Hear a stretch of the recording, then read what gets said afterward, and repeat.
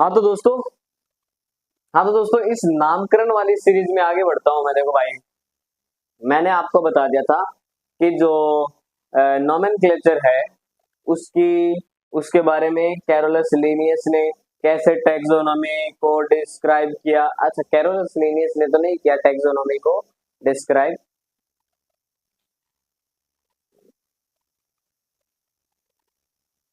हाँ तो दोस्तों चलो नोमेनक्लेचर वाली सीरीज में आगे बढ़ते हैं। तो दोस्तों नोमेनक्लेचर के बारे में हमने कुछ आईसीबीएन आईसीजेडएन वाला वो हमने पढ़ लिया था कि इन्होंने कैसे एनिमल्स के बारे में कौन नोमेनक्लेचर करता है और प्लांट्स के बारे में कौन नोमेनक्लेचर करता है। अच्छा, कैरोलस लीनियस के बारे में हमने टेक्सोनोमी और सिस्टमेटिक्स में डिफरेंस करके वो बात भी हमने देख ली थी। ठीक है, अभी दोस्तों जैसे कि मेन जो हमारा मेन फोकस वाला जो पॉइंट आ जाता है ना, वो आ गया क्या, नोमेनक्लेचर।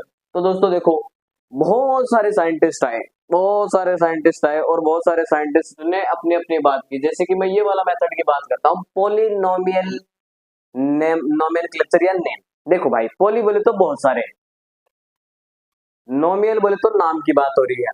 तो मतलब एक जीव के इतना बड़ा नाम लिख दिया, अब उसको याद कौन करेगा, कौन सा साइंटिस्ट याद करेगा उसको, उसको परेशानी नहीं होगी क्या, होगी ना। तो इस थ्योरी को क्या कर दिया गया, मजे वाले नहीं बोला ना, ना दूसरी निकालो। फिर दूसरी निकाली जिसका नाम ट्राइनोमियल लग गया। अब तीन नाम हो गए उसके, मतलब एक दो तीन। अब इसमें जीनस स्पीसीज वो सारी चीजें मैं आपको बताऊंगा। कुछ कैटेगरीज होती है जिनको बताया जाता है किसी भी जीव के साइंटिफिक नोमेनक्लेचर में। तो इसमें तीन वर्ड लिख दिया। अब बोले तीन भी यार याद नहीं हो रहे, दो कर दो ना। तो यार दो कर दिया फिर, और दो दो कर दिया। तो बाई बोले तो दो, और नोमियल बोले तो नाम वाला जो मेथड होता है उसको क्या मैं बोलता हूँ, बाइनोमियल नोमेनक्लेचर बोलता हूँ। ठीक है,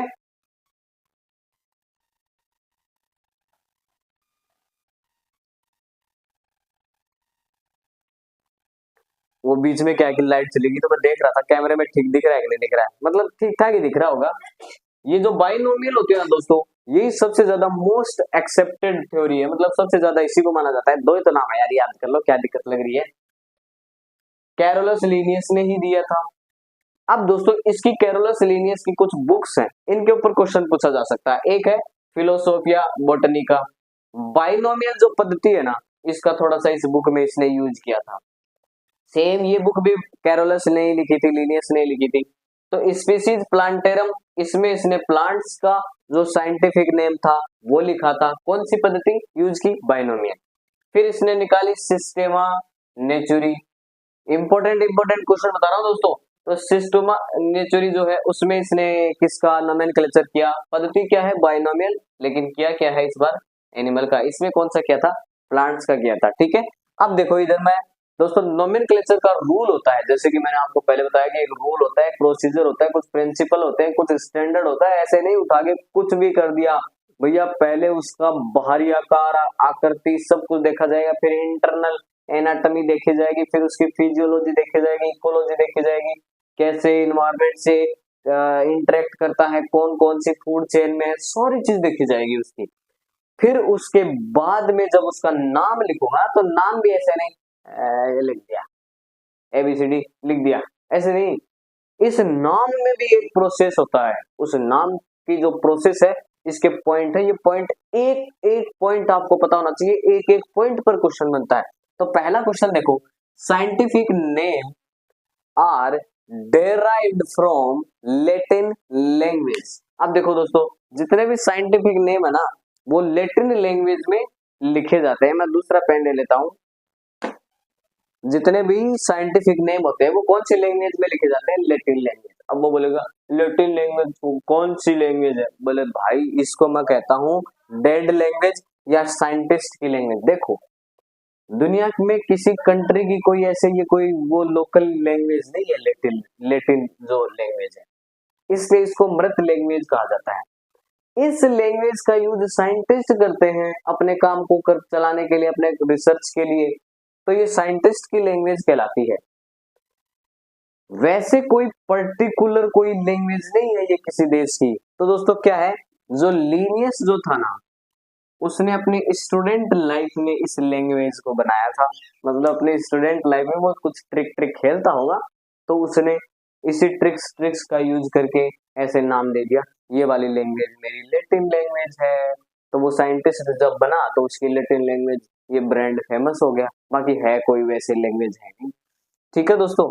अच्छा, इसने इस लैंग्वेज को मतलब क्यों इतना ऐसे ब्रांड क्यों बनाया, तो देखो दोस्तों, मेरे नाम के बहुत सारे लोग मिल जाएंगे आपको, मतलब मेरे सिनोनिम्स नाम बहुत सारे मिल जाएंगे आपको। तो पता कैसे चलेगा कि मेरी बात हो रही है, तो इसने बोला कि ऐसी लैंग्वेज लेके आऊंगा जिसका कोई सिनोनिम नहीं है, एक नाम बोलूंगा और वो ही नाम उसका मतलब उस वही होता है, वही चीज है, मतलब एक जीव का एक ही नाम होगा। ठीक है, तो दोस्तों इस लैंग्वेज के कोई सिनोनिम नहीं होता है।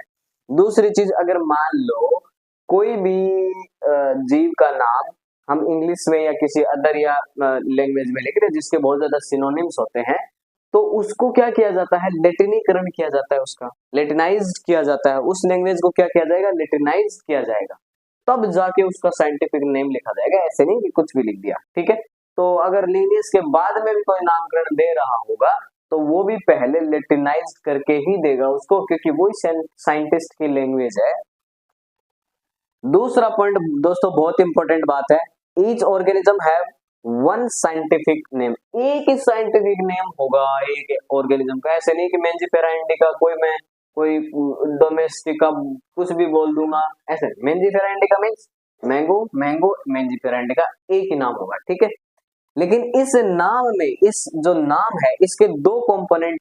हाँ तो दोस्तों वो वीडियो की वॉइस कट हो गई थी तो मैं फिर से कंटिन्यू करता हूँ। तो मैं ये बता रहा था कि ये जो नाम है जो कि एक ही साइंटिफिक नेम होगा एक जीव का, इस नाम के भी दो कंपोनेंट होते हैं, जिसमें एक को मैं जीनस बोलता हूँ, जीनस को मैं जेनेरिक एपिथेट भी बोल सकता हूँ, और एक होता है स्पीसीज, और स्पीसीज को मैं स्पेसिफिक एपिथेट भी बोल सकता हूँ। देखो कैसे समझोगे इसको, जैसे कोई जीव है, मैंने उसके लक्षणों का अध्ययन किया तो मेरे को लगा कि ये इस वंश में जा सकता है, इस जीनस में जा सकता है, जीनस बोले तो वंश, इस वंश का है ये, तो इस वंश का है तो मैं उसको क्या बोल दूंगा, उसके अंदर जो लक्षण पाए जा रहे हैं उन लक्षणों को मैं जेनेरिक एपिथेट बोल दूंगा। एपिथेट का मतलब होता है लक्षण, किसी भी जीव के पर्टिकुलर लक्षण को मैं क्या बोलूंगा, एपिथेट बोल दूंगा।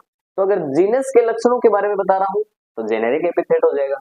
अगर उस स्पीसीज के भी यो इसी स्पीसीज का मेंबर है, होमो सेपियंस सेपियंस सेपियंस मैं हूं इसी स्पीसीज का मेंबर है, तो उसके लिए स्पीसीज का स्पेसिफिक कैरेक्टर होना जरूरी है। ह्यूमन ऐसा दिखता है तो ऐसा ही दिखता है, इसके जैसा कोई नहीं दिखता।